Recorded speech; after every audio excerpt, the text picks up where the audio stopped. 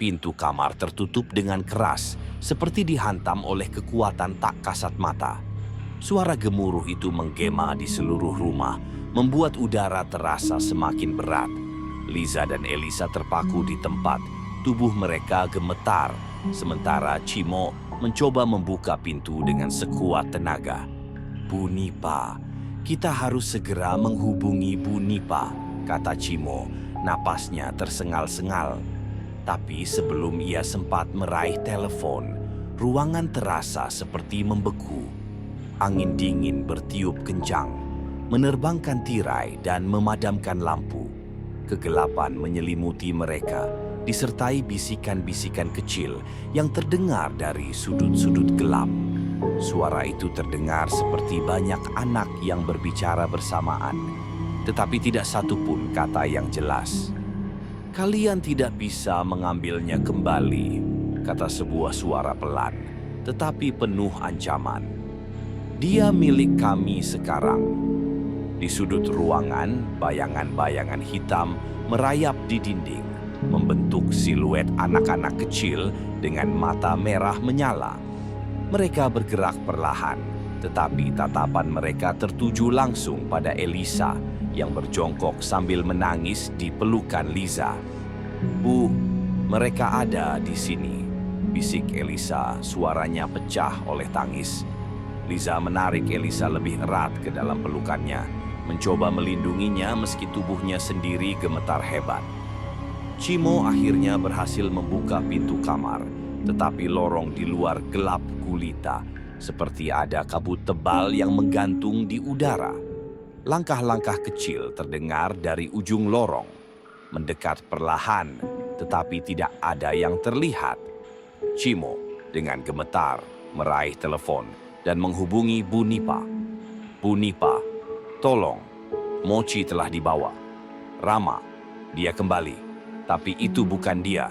Dia berubah." Bu Nipa di ujung telepon terdiam sejenak. Lalu, dengan suara yang tegas namun serius, ia berkata, "Kalian harus bertahan. Jangan biarkan bayangan itu menguasai kalian. Aku akan segera ke sana." Setelah beberapa menit yang terasa seperti berjam-jam, Bu Nipa tiba di rumah. Begitu ia melangkah masuk, ia langsung merasakan kehadiran sesuatu yang tidak wajar. Udara dingin dan berat, seperti dipenuhi dengan kegelapan yang hidup. "Mereka sudah membuka pintu ke dunia mereka," ucap Bu Nipa. Matanya menyapu sekeliling ruangan mencari pusat dari energi gelap itu. Rama hanyalah alat. Mereka menggunakan tubuhnya untuk membawa Mochi ke dalam dimensi mereka. Liza, dengan wajah penuh ketakutan bertanya, "Apakah kita masih bisa menyelamatkannya? Apakah dia masih hidup?" Bu Nipa menatap Liza dengan serius. "Dia masih hidup, tapi jika kita tidak bertindak cepat, dia akan terikat di dunia mereka selamanya. Kita harus melakukan ritual untuk menghentikan mereka masuk ke rumah ini dan membuka jalan untuk membawa Mochi kembali." Bu Nipa segera memulai persiapannya. Di tengah ruang tamu, ia membuat lingkaran besar dari garam hitam. Di dalam lingkaran itu, ia meletakkan cermin tua yang retak dan beberapa lilin putih. Udara di dalam rumah semakin dingin dan bayangan di dinding mulai bergerak liar, meski tidak ada sumber cahaya yang berubah. "Aku akan menutup pintu yang mereka gunakan untuk masuk ke rumah ini," kata Bu Nipa sambil menyalakan lilin satu persatu. "Apapun yang terjadi, jangan keluar dari lingkaran ini. Dan apapun yang kalian dengar, jangan bicara kepada mereka." Cimo, Liza, dan Elisa berdiri di dalam lingkaran, saling berpegangan tangan. Ketika Bu Nipa mulai melantunkan mantra dalam bahasa kuno, ruangan bergetar. Suara bisikan kembali terdengar, tetapi kali ini lebih keras, seperti ratusan suara yang berbicara sekaligus. "Mochi, Mochi." Nama Mochi diulang-ulang dengan nada menyeramkan, membuat Elisa memejamkan matanya erat-erat dan menutupi telinganya. Bayangan-bayangan kecil di dinding semakin jelas. Mereka terlihat seperti anak-anak kecil, tetapi wajah mereka kosong, tanpa mata atau mulut. Mereka bergerak mendekat, berusaha menembus lingkaran garam. Rama muncul. Tiba-tiba cermin di tengah lingkaran mulai bersinar redup. Wajah Rama muncul di permukaan kaca, tetapi itu bukan Rama yang mereka kenal. Matanya hitam pekat, senyumnya terlalu lebar, dan suaranya terdengar seperti gema dari kedalaman. "Mochi adalah milikku sekarang," kata Rama. Suaranya penuh obsesi. "Dia akan menjadi milikku, dan aku akan bebas. Tidak ada yang bisa menghentikan ini." Chimo mengepalkan tangannya, marah tetapi tak berdaya. "Kembalikan dia, Rama. Dia masih anak kecil. Jangan seret dia ke dalam kegelapan ini." Rama tertawa dingin. "Kalian tidak mengerti. Aku sudah memilihnya. Aku akan menikahinya, dan dia akan menjadi milikku selamanya.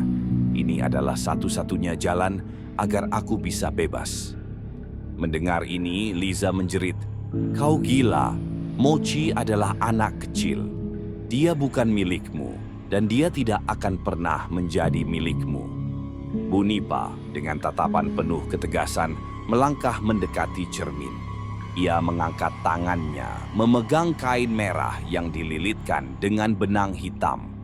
"Kau telah menjual jiwamu, Rama, dan sekarang waktunya untuk membayar harganya."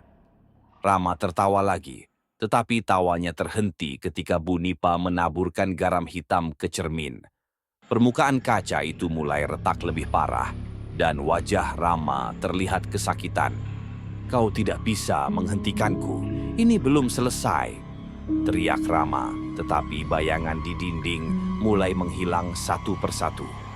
Bu Nipa melanjutkan mantranya, dan dengan satu gerakan cepat, ia menutup cermin dengan kain merah itu. Sebuah raungan panjang terdengar, seolah-olah seluruh rumah bergetar oleh kemarahan Rama dan entitas di belakangnya. Ketika semua selesai, suasana di rumah menjadi hening. Namun, ketika Liza memanggil nama Mochi, tidak ada jawaban. Cermin tua itu telah pecah, tetapi Mochi tidak kembali. Liza jatuh berlutut, menangis histeris. "Di mana Mochi? Kenapa dia tidak kembali?" Bu Nipa dengan wajah penuh kelelahan menggelengkan kepalanya perlahan. Dia masih ada di dunia mereka. Ritual ini hanya menghentikan Rama untuk masuk lagi ke dunia ini. Tapi untuk membawa Mochi kembali, kita harus masuk ke desa itu. Chimo memandang istrinya dan Elisa. Dengan suara tegas ia berkata, "Kalau itu satu-satunya jalan, kita akan pergi ke sana. Aku tidak peduli apa yang harus kuhadapi. Aku akan membawa Mochi kembali." Bu Nipa menatap Chimo dengan serius. "Jika kita pergi ke sana, tidak ada jaminan kita semua akan kembali." Kengerian di rumah telah mereda, tetapi misi yang lebih berbahaya menanti. Dengan keputusan Chimo dan keluarganya untuk kembali ke desa terkutuk, perjuangan mereka untuk menyelamatkan Mochi baru saja dimulai.